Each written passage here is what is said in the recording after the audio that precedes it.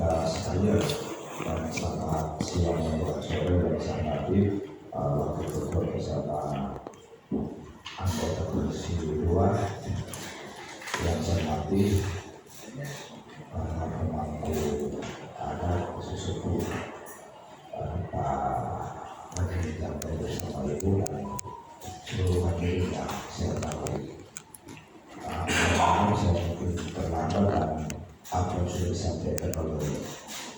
teman-teman para pemangku adat, terutama suku kita, bagaimana adat yang ada di Kabupaten Gualemo, dan memang di seluruh Indonesia oleh pemerintah pusat ini diberikan kewenangan tiap-tiap daerah